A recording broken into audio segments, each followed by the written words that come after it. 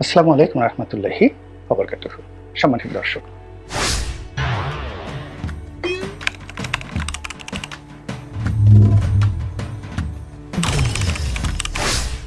একটি ভিডিও দেখলাম। মিনা ফারা, আমেরিকা প্রবাসী জনৈক ভদ্রমহিলা, একসময় মুক্তিযুদ্ধের পক্ষের একজন গবেষক, একজন লেখক। দীর্ঘদিন ধরে তিনি আলোচিত।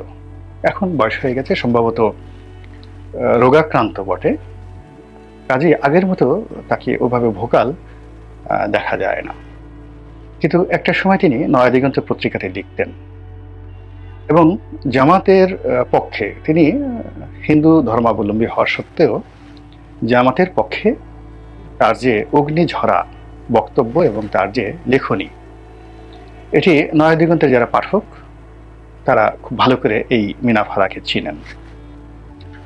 2 নম্বর হলো যে শেখ হাসিনার বিরুদ্ধে আমরা যারা দেশে কথা বলেছি তাদের কথা বাদ, দেশের বাইরে সেই বলতে গেলে 2013-14 সন থেকে ইউটিউব চালু হওয়ার পর থেকে, ফেসবুক চালু হওয়ার পর থেকে যদি প্রথম কেউ শেখ হাসিনার বিরুদ্ধে এখন যেভাবে পিনাকি বলছেন, পিনাকির চাইতে স্ট্রংলি যদি কেউ বলে থাকেন, এই মিনা ফারা শেখ হাসিনার বিরুদ্ধে কন্টিনিউয়াসলি তিনি সেই কথাগুলো বলেছেন। অনেক কথা হয়তো মিথ্যা, অনেকগুলো হয়তো প্রোপাগান্ডা, কিন্তু মূল বিষয়টা হলো যে শেখ হাসিনার বিরুদ্ধে জনমত গঠন করার ক্ষেত্রে পুরো 2013, 14, 15, 16 এই সময়টিতে তিনি ভীষণ রকম শক্তিশালী ভূমিকা পালন করেছেন এবং তার দ্বারা সরকার এতটা, আওয়ামী লীগ সরকার ক্ষতিগ্রস্ত হয়েছে যে পরবর্তীতে আর তিনি বাংলাদেশে লিখতে পারেননি, নয়াদিগন্তে তার লেখা ছাপাতে পারেননি।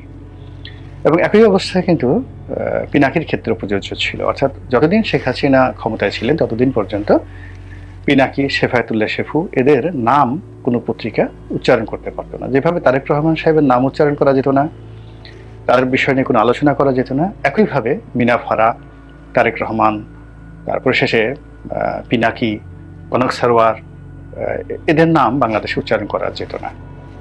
আমি মাঝে মাঝে খুব কৌশলে তারেক রহমান সাহেবকে নিয়ে লেখার চেষ্টা করতেছি, তারপরে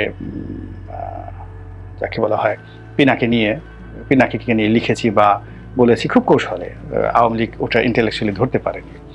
তো যাই হোক, কিন্তু মিনা ফারাকে নিয়ে আমার কখনো কোনো কিছু বলার সুযোগও হয়নি, প্রয়োজনও হয়নি। এর কারণ হলো সে নিজেই তখন একটা, যাকে বলা হয়, এত শক্তিশালী একটা পর্যায়ে ছিল যে তার ভিউ, তার অডিয়েন্স অনেক বেশি ছিল, মধ্যে অনেক দিন তাকে দেখা যায়নি। তো যার জন্য তিনি একজন মুক্তিযুদ্ধের গবেষক, বেশ নামকরা গবেষক, সম্ভবত একসময় আওয়ামী লীগের খুব সাপোর্টার ছিলেন এবং কোনো কারণে তিনি আওয়ামী লীগের প্রতি খুব বিক্ষুব্ধ হয়েছেন। পরবর্তীতে এখন যেভাবে পিনাকি ইসলামী ঘরানার যারা রাজনীতি করেন তাদেরকে সমর্থন করেন, মাহমুদুর রহমান যেভাবে ইসলামী ঘরানার, আমার দেশের মাহমুদুর রহমান যিনি ইসলামী ঘরানার যারা রাজনীতি করেন তাদের সবাইকে তিনি সাপোর্ট করেন। মধ্যে ফরহাদ মাজার এই কাজটি করেছেন, কিন্তু সাম্প্রতিক সময় দেখা যাচ্ছে যে ইসলামপন্থীদের সঙ্গে তার একটা দূরত্ব চলে এসেছে এবং এখন তিনি বলতে গেলে যে সুফিজম, যেটা লালনবাদ, সেই লালনবাদের দিকে তিনি ঝুঁকে পড়েছেন। ফলে হেফাজত, জামাত, তাবলিগ এদের ব্যাপারে ফরহাদ মাজারের যে, যাকে বলা হয়, দুর্বলতা ছিল সেটা এখন আর নেই। কিন্তু মিনা ফারার যে ইসলাম প্রীতি বা ইসলামিক যারা রাজনীতি করেন তাদের প্রতি তার যে সমর্থন, এটি এখনো পর্যন্ত অব্যাহত। বয়সের কারণে তিনি আগের মতো ভাবে খুব দৃঢ়তা নিয়ে বলতে পারেন না, কিন্তু যেহেতু তার অভিজ্ঞতা, লেখনী এবং বলার ক্ষমতা এবং যে কোনো একটা বিষয় উপস্থাপন করার জন্য যে চিত্রনাট্য তৈরি করা দরকার, সেই চিত্রনাট্য তৈরি করার অসাধারণ তার ক্ষমতা রয়েছে এবং সেই ক্ষমতা নিয়ে তিনি সাম্প্রতিক সময় বিএনপির বিপক্ষে প্রচারণা শুরু করেছেন। এবং বিএনপির বিপক্ষে তিনি যে প্রচারণাটা শুরু করেছেন, খুব দ্রুত আমার বিশ্বাস এবং ভয় এবং আতঙ্ক যে মিনা ফারাকে অনুসরণ করে আরও অনেকেই এই ধরনের কন্টেন্ট তৈরি করবে, যেগুলো বিএনপিকে মোকাবেলা করতে হবে এবং চুপ থাকা চলবে না। এর কারণ হলো যে অপপ্রচার এমন একটা জিনিস, সেই অপপ্রচার প্রথম দিকে আওয়ামী লীগ পাত্তা দিতে চায়নি, 2014 থেকে 18-তে তারা এই জিনিসটা কগনিজেন্সি আনতে চায়নি, এবং পরবর্তীতে যখন 18 সনের নির্বাচনের পরে তারা এই বিষয়ে ব্যবস্থা নিল এবং কিছু লোককে ভাড়া করলো।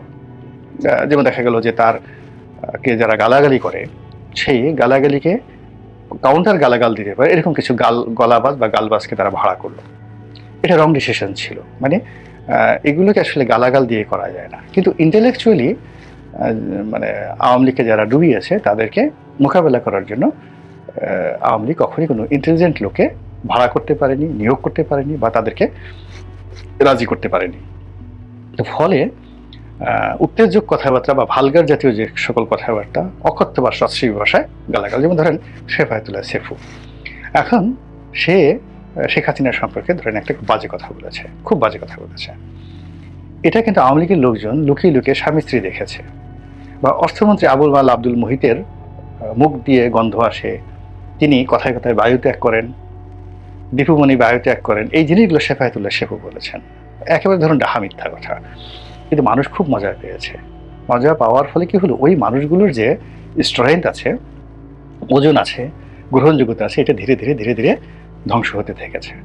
ফলে আপনি বাংলাদেশের ক্ষেত্রে হিরো আলম বলেন, শেফায়েতুল্লাহ সেফু বলেন, বা পিনাকি বলেন, এরা যে গালাগালগুলো পড়ে বা যে বাজে কথাগুলো বলে, এগুলোর একটা আফটার ইফেক্ট আছে, লং টার্মে আফটার ইফেক্ট আছে, যেটা মূলত আওয়ামী লীগকে ধীরে ধীরে শেষ করে দিয়েছে।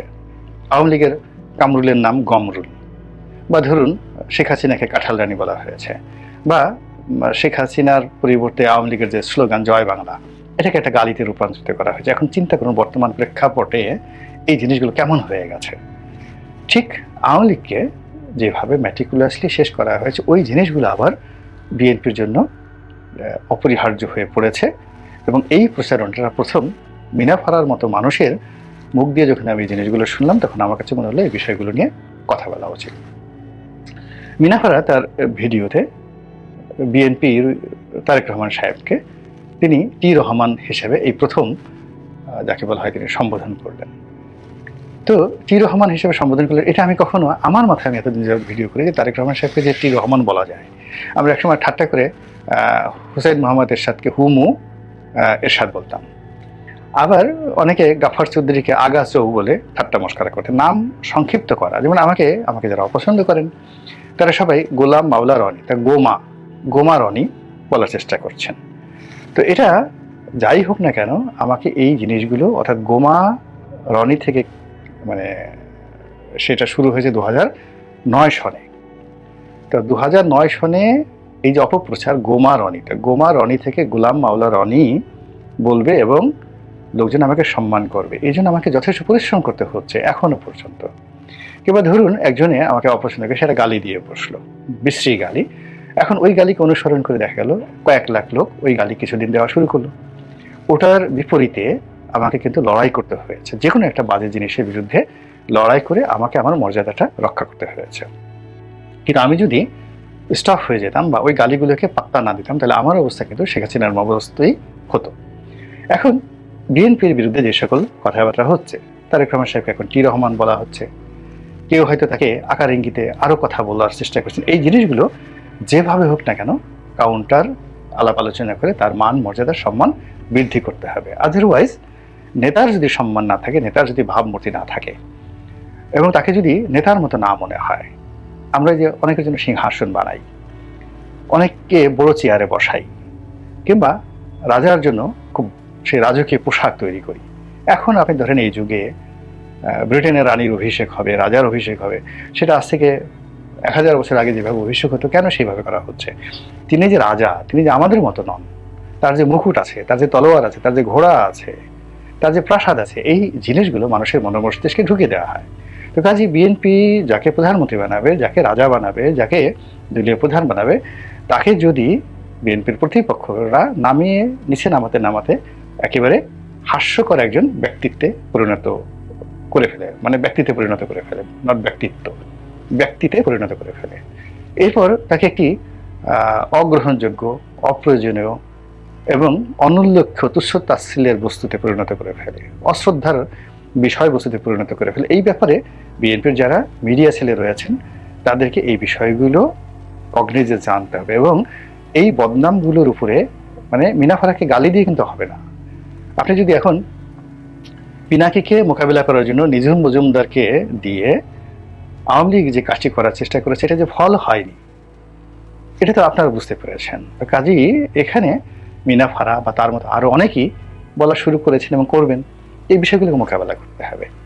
তো কাজেই হাওয়া ভবন নিয়ে, খাম্বা নিয়ে যা কিছু হচ্ছে, মানে অতীতে হয়েছে এবং এখন যা কিছু হচ্ছে, এর একটাও যাকে বলা হয় আপনাকে মুখ বুজে থাকা চলবে না।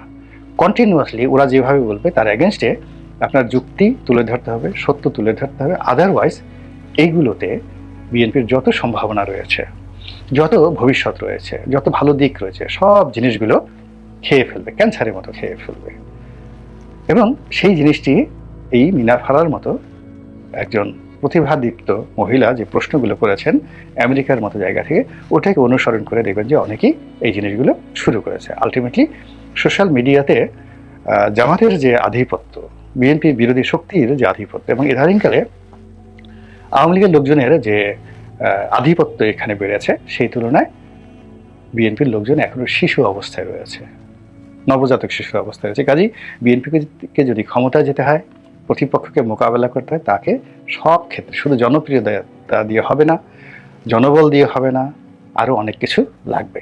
আশা করি বিএনপির যারা কর্তাব্য ব্যক্তি তারা বিষয়টি ভেবে দেখবেন। আসসালামু আলাইকুম রহমতুল্লাহি ওয়া বারাকাতুহু।